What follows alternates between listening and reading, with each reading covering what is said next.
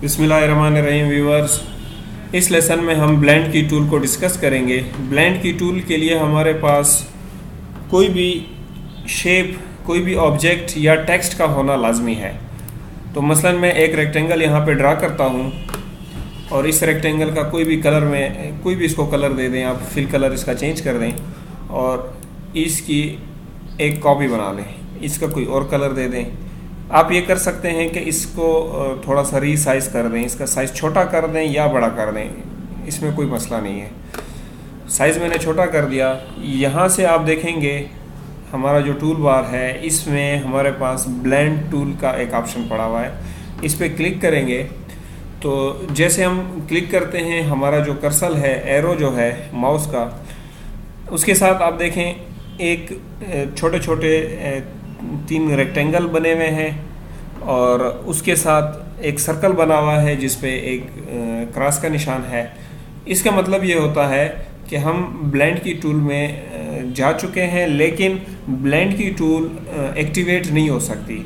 उसकी वजह यह है कि जब तक हम किसी ऑब्जेक्ट पे नहीं जाएंगे तब तक ये एक्टिवेट नहीं होगी। तो इनमें से किसी भी ऑब्जेक्ट पे आप क्लिक करें और क्लिक को छोड़ना नहीं है, इसको आपने खींच कर दूसरे ऑब्जेक्ट तक पहुंचा देना है और पहुंचने के बाद जब आपको ये व्यू नज़र आए आपने क्लिक को छोड़ देना है।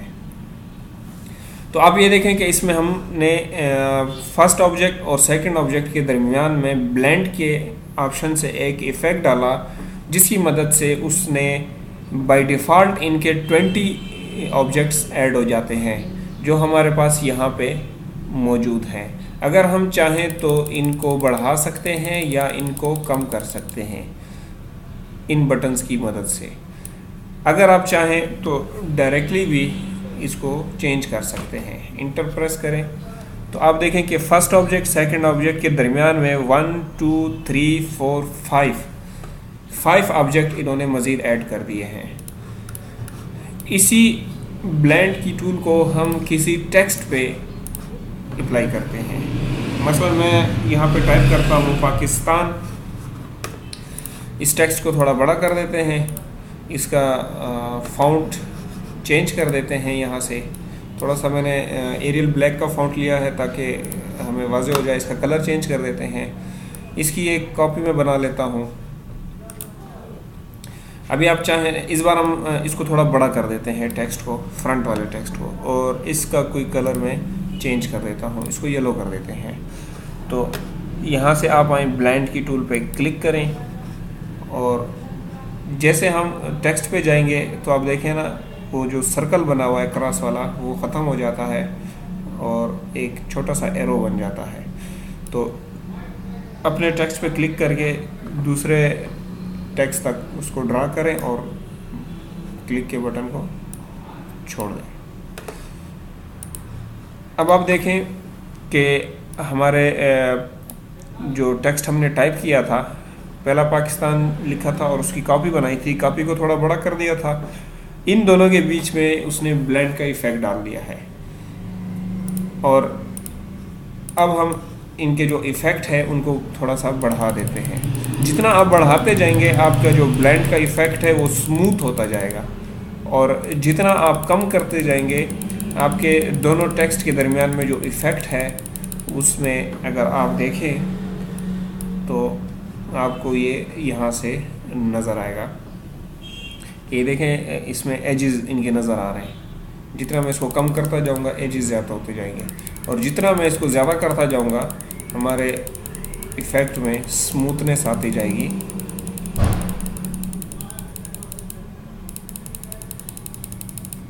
इसको मैं 150 कर देता हूँ। तो ये देखें हमारे टेक्स्ट में स्मूथनेस आ गई है। अब मैं जो फ्रंट वाला टेक्स्ट है इस पर क्लिक करता हूँ ताकि मेरा जो टेक्स्ट है वो थोड़ा सा वाज़ेह हो जाए। इसकी आउटलाइन में चेंज कर देता हूँ, उसका कलर चेंज कर देता हूँ।